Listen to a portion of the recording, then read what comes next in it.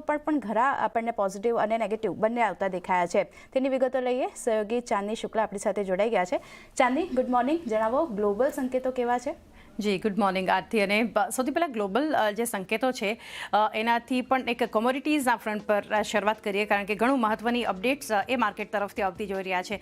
કોમોડિટીઝમાં ભારે ઘટાડો જોઈ રહ્યા છે. ચાંદી એક જ દિવસમાં જોઈએ તો 37% જેટલો એક ઘટાડો આપણને બતાવ્યો છે. એની સાથે જે એક ઘટાડો આવ્યો છે તો ચાંદી એક જ દિવસમાં જે રેકોર્ડ નીચલા લેવલ્સ પર આપણને પહોંચતા ભાવ બતાવી રહ્યા છે. પ્રોશેટ્સ અલ્ટ્રા સિલ્વર ETF 60% જેટલો ઘટાડો આવ્યો છે. અને ચાંદીની અગર વાત કરીએ, જો રેકોર્ડ ઉચ્ચતમ સ્તર હતા $120, ત્યાંથી ઘટી અને $84 સુધી ભાવ પહોંચતા દેખાડી રહ્યા છે. ઇનફેક્ટ ગોલ્ડમાં પણ જોઈએ તો જે 1980 પછીનો સૌથી મોટો ઘટાડો જે છે એ આપણને જોવા મળ્યો છે. અને સોનાના જે ઘટાડાને કારણે ઇનફેક્ટ જોઈએ તો સોના માઇનિંગ શેર્સ જે છે એમાં ઘટાડો આવ્યો છે અને લગભગ 11 થી 13% સુધીનો ઘટાડો આ સ્ટોક્સ આપણને બતાવી રહ્યા છે. હવે શું કારણો છે કે આટલો ઘટાડો આપણે જોઈ રહ્યા છે? તો શુક્રવારે ડોલરમાં મે મહિના પછીનો સૌથી મોટો વધારો જે છે એ નોંધાયો હતો. એટલે ડોલર ઇન્ડેક્સ ફરીથી 97ને પાર આપણને પહોંચતો દેખાયો. અને ટ્રમ્પે કેવિન વોશ જે છે એમને નવા ફેડ ચેરમેન તરીકે પસંદ કર્યા છે. આ પણ મહત્ત્વની એક અપડેટ છે ગ્લોબલ ફ્રન્ટથી અગર જોઈએ તો. અને કેવિન વોશ જે છે એમની જે ચૂંટણી એમનું જે ઇલેક્ટ અહીંયાથી એમને જે કરવામાં આવ્યા એને કારણે ડોલરમાં એક વધારો જે છે એ પણ આપણને જોવા મળ્યો હતો. અને ફેડ સ્વતંત્રતા અંગેની ચિંતાઓ હાલ હળવી જે થતી દેખાડી રહી છે. અને હેજ ફંડ્સે પહેલાંથી જ ચાંદીની પોઝિશનમાં ઘટાડો કર્યો છે. સાથે મહત્વનું છે 27 જાન્યુઆરી સુધીમાં ચાંદીમાં નેટ લોંગ 2 વર્ષના નીચલા સ્તર પર આપણને પહોંચતા દેખાડી રહ્યા છે. આ બધી અપડેટ્સની સાથે સોના અને ચાંદી માટે હજુ નુકસાન બાકી છે કે નહીં, કારણ કે જે રીતે એક આપણે ઘટાડો જોઈ રહ્યા છીએ ઉપલા લેવલ્સથી, CME ગ્રુપે કોમેક્સ ગોલ્ડ અને સિલ્વર પર માર્જિન વધાર્યું છે. અને સોનાના ફ્યુચર્સના માર્જિન 6%થી વધારી અને 8% કરવામાં આવ્યા છે.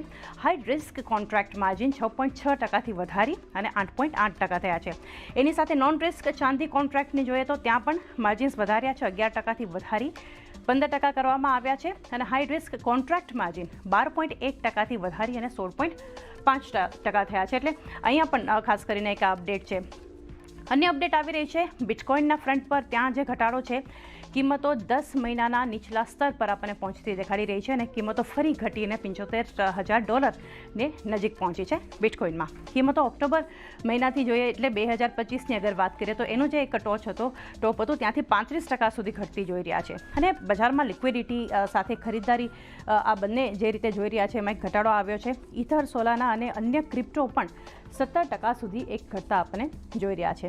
હવે આ તો ઓવરઓલ આપણે કોમોડિટીઝના ફ્રન્ટ પર વાત કરી, ગોલ્ડ, સિલ્વર, બિટકોઇન. પરંતુ યુએસના માર્કેટ કઈ રીતે આપણને અપડેટ્સ આવી રહ્યા છે એ પણ આજે જોવાનું રહેશે, કારણ કે આજે આપણા માર્કેટ પણ ચાલુ છે. તો યુએસના બજારની સ્થિતિ જોઈએ તો શુક્રવારે એક ખાસો ઘટાડો તો નીચલા લેવલ્સ પર આપણને ક્લોઝિંગ આપ્યું છે. અને ઇનફેક્ટ ટેક સ્ટોક્સ જે છે એમાં વેચવાલી આવી, એને કારણે ક્લિયરલી સીધી અસર આપણને નાસ્ડેક પર જોવા મળી હતી. શુક્રવારે AMDના સ્ટોકમાં પણ લગભગ 6% સુધીનો આપણને ઘટાડો જોવા મળ્યો હતો. તો S&P 500 સતત ત્રીજા દિવસે ઘટાડા સાથેનું ક્લોઝિંગ આપ્યું છે. અને ત્યાં ઇનફેક્ટ જોવા જઈએ તો 30 પોઈન્ટ સુધી ઘટી અને S&Pમાં આપણને ક્લોઝિંગ જોવા મળ્યું હતું. શુક્રવારે ડાઉ જોન્સની વાત કરીએ, ત્યાં પણ લગભગ 200 પોઈન્ટ્સનો ઘટાડો, ત્યાં આપણને એક ક્લોઝિંગ જે જોવા મળ્યું છે. અને જાન્યુઆરીમાં ત્રણેય ઇન્ડેક્સ જોઈએ 1 થી 2%ના એક વધારો છે, પોઝિટિવ રિટર્ન્સ છે. પરંતુ શુક્રવારના સેશનમાં એક ખાસું આપણને ઘટાડો જોવા મળ્યો હતો.